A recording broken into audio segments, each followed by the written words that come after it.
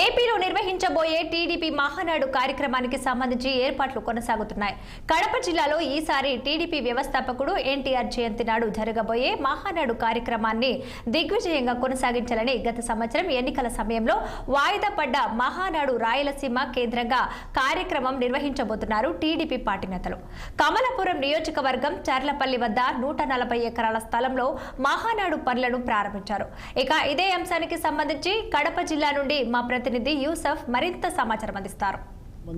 ఏపీలో టీడీపీ నిర్వహించే ప్రతి ఏటా మహానాడు కార్యక్రమానికి ఈసారి కడప జిల్లా వేదిక కాబోతా ఉంది. ఈ నేపథ్యంలో ఇప్పటికే దాదాపు అటు పార్టీ అధిష్టానం పిలుపు మేరకు కడప జిల్లాలో ఎక్కడైతే పుట్లంపల్లె ఈ యొక్క ప్రాంతం ఉందో చెర్లోపల్లె ప్రాంతంలో కడప నగరానికి సమీపంలోనే ఈ యొక్క వేదిక కార్యక్రమాలను ఏర్పాటు చేయబోతా ఉన్నారు. 3 రోజుల పాటు ఈ యొక్క కార్యక్రమం నిర్వహిస్తారా లేకుంటే 2 రోజుల పాటుతోనే ముగిస్తారా అన్నటువంటి యొక్క వ్యవహారానికి సంబంధించి ఇవాళ జరగబోయే క్యాబినెట్ నిర్ణయం తీసుకోబోతా ఉంది. ఈ నేపథ్యంలోనే ఇప్పటికే దాదాపు 5 లక్షల మంది యొక్క బహిరంగ సభలో పాల్గొనే విధంగా టీడీపీ కార్యకర్తలు అయితే వ్యూహాన్ని పూర్తిగా సిద్ధం చేశారు. పూర్తిగా ఇక్కడ 2 రోజుల పాటు డెలిగేట్స్కి సంబంధించినటువంటి సమావేశం ఏర్పాటు చేస్తారు. అందులో కొన్ని తీర్మానాలు చేస్తారు. 3వ రోజు ప్రజా సంక్షేమానికి సంబంధించినటువంటి కీలకమైన వ్యవహారానికి సంబంధించినటువంటి పలు అంశాలపైన తీర్మానం చేయబోతా ఉన్నారు.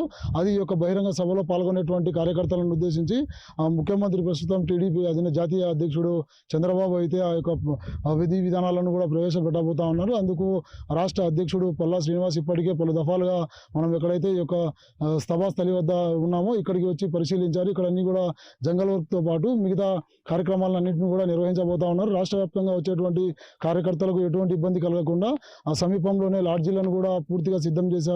మరోపక్క కళ్యాణ మండపాలను కూడా ఇప్పటికే తమ ఆధీనంలోకి తీసుకున్నటువంటి టీడీపీ యంత్రాంగం వాటికి కావాల్సినటువంటి సకల సౌకర్యాలన్నీ కూడా ఏర్పాటు చేయబోతా ఉంది. వివిధ రకాల వంటకాలతో పాటు 3 రోజుల పాటు జరగబోయేటువంటి యొక్క మహానాడును కడప జిల్లా నుండి నా భూతో నా భవిష్యత్తు అన్నటువంటి విధంగా ఒక పెద్ద మెసేజ్ ఇవ్వాలన్నటువంటి కోణంలో అయితే టీడీపీ సమాయత్తం అవుతా ఉంది. ఇప్పటికే ఈ యొక్క ఈ స్థలాన్ని మొత్తం కూడా సదరం చేశారు. ఇక్కడ కుర్చీలను కావచ్చు, అటు వచ్చేటువంటి కార్యకర్తలకు చల్లటి వాతావరణాన్ని ఏర్పాటు చేసేందుకు కూలర్లను కావచ్చు అన్నీ కూడా సంసిద్ధం చేస్తూ ఉన్నారు. ఇవన్నీ కూడా మరో 4-5 రోజుల పాటు ఈ యొక్క పనులు కొనసాగబోతా ఉన్నాయి. ఈ నేపథ్యంలోనే ఇప్పటి వరకు కూడా అటు అధిష్టానం నుండి పలువురు మంత్రులు కూడా ఇప్పటికే ఈ స్థలాన్ని పరిశీలించారు.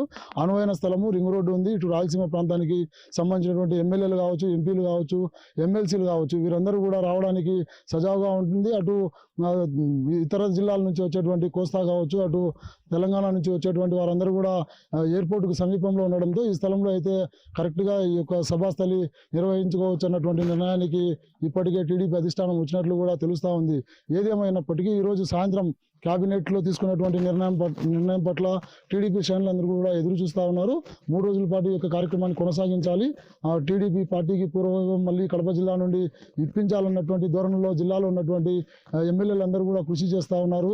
పదే ఈ యొక్క సభాస్థలం వద్దకు వచ్చి అన్ని కార్యక్రమాలను కూడా దగ్గరుండి పర్యవేక్షిస్తూ ఉన్నటువంటి పరిస్థితి. కమలాపురం నియోజకవర్గంలో యొక్క సభ జరుగుతూ ఉండడంతో ఇక్కడ ఉన్నటువంటి శాసనసభ్యులు గుత్తా చైతన్య రెడ్డి అయితే తను వ్యక్తిగతంగా ఇది ఒక పెద్ద కార్యక్రమాన్ని తన భుజస్కంధాలపై వేసుకొని కొనసాగిస్తూ ఉన్నారు. రాష్ట్ర వ్యాప్తంగా కూడా మా నియోజకవర్గంలో జరిగినటువంటి కార్యక్రమానికి మంచి పేరు రావాలి, ఎటువంటి ఇబ్బందులు కలగకూడదు అన్నటువంటి కోణంలో ముందు కొనసాగిస్తూ ఉన్నటువంటి పరిణామంగా భావించవచ్చు. కెమెరా పర్సన్ శ్రీనివాస్తో యూసఫ్, 6 టీవీ న్యూస్, కడప జిల్లా.